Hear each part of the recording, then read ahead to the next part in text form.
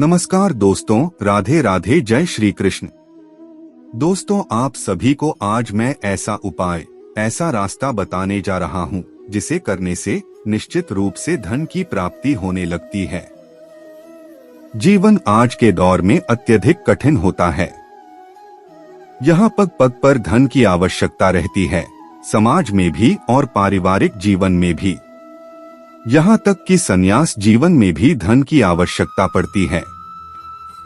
धन के बिना ना तो मठ आश्रम चल सकते हैं, ना ही प्रचार प्रसार, हवन यज्ञ किए जा सकते हैं। आज मैं आपको लक्ष्मी प्राप्ति के स्वर्णिम 20 सूत्र बताती हूँ, पर इससे पहले आप वीडियो को लाइक कर दीजिए, शेयर कर लीजिए और चैनल को सब्सक्राइब भी कर दीजिए, क्योंकि बाद में आप भूल जाते हैं। जीवन में सफल रहना है या लक्ष्मी को स्थापित करना है तो प्रत्येक दशा में सर्वप्रथम दरिद्रता विनाशक प्रयोग करना होगा। यह सत्य है कि लक्ष्मी धनदात्री है, वैभव प्रदायक है, लेकिन दरिद्रता जीवन की एक अलग स्थिति होती है। इस स्थिति का विनाश अलग ढंग से सर्वप्रथम करना होता है।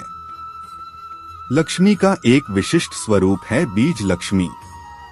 एक वृक्ष की ही भांति एक छोटे से बीज में सिमट जाता है लक्ष्मी का विशाल स्वरूप। बीज लक्ष्मी साधना में भी उतर आया है। भगवती महालक्ष्मी के पूर्ण स्वरूप के साथ साथ जीवन में उन्नति का रहस्य दक्षिणी समुद्र तनया है। समुद्र से उत्पत्ति है उनकी और समुद्र से प्राप्त विविध रत्न सहोदर है उनके।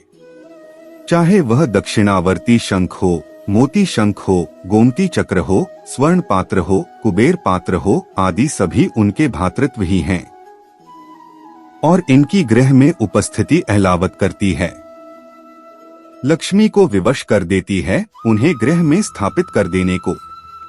समुद्र मंथन में प्राप्त रत्न लक्ष्मी का वरण यदि किसी ने किया तो वे साक्षात भगवान विष्णु के साथ उसके घर में वास करती है।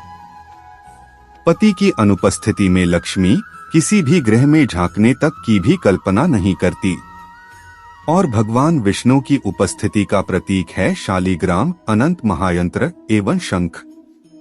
शालिग्राम एवं तुलसी का वृक्ष, इनसे मिलकर बनता है पूर्ण रूप से भगवान लक्ष्मी नारायण की उपस्थिति का वातावरण।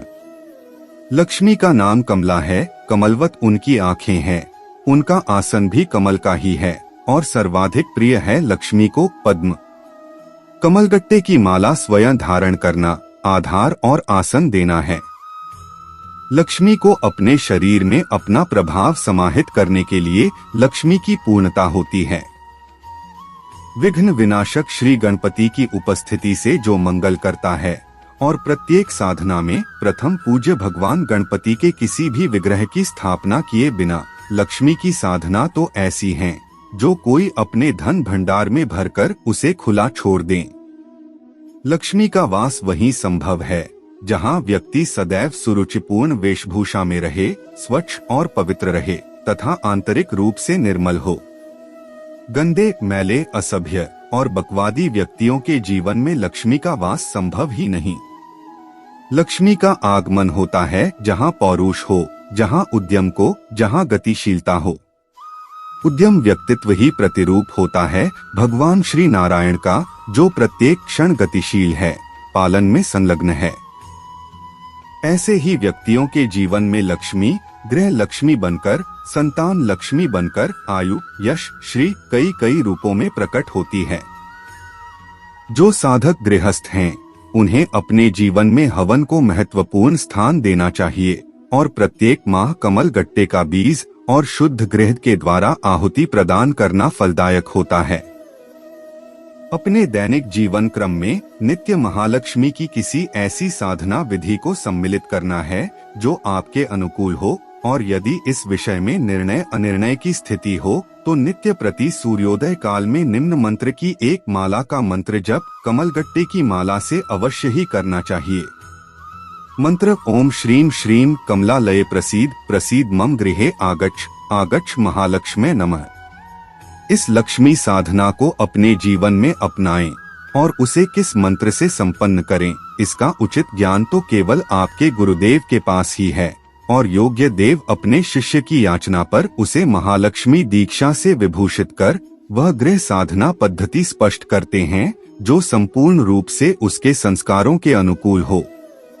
अनुभव से यह ज्ञान हुआ है कि बड़े बड़े अनुष्ठानों की अपेक्षा यदि छोटी छोटी साधनाएं, मंत्र जप और प्राण प्रतिष्ठा आयुक्त यंत्र स्थापित किए जाएं, तो जीवन में अनुकूलता तीव्रता से आती है और इसमें हानि की भी कोई संभावना नहीं होती।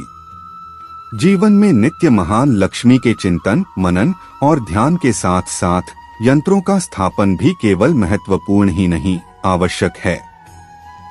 श्री यंत्र, कनक धारा यंत्र और कुबेर यंत्र, इन तीनों के समन्वय से एक पूर्ण क्रम स्थापित होता है। जब कई छोटे छोटे प्रयोग और साधनाएं सफल ना हो रही हो, तब भी लक्ष्मी की साधना बार बार अवश्य ही करनी चाहिए और निर्मित प्रत्येक विग्रह अपने आप में सौभाग्य युक्त होता है। चाहे वह पारद महालक्ष्मी हो या पारद शंख अथवा पारद श्रीयंत्र।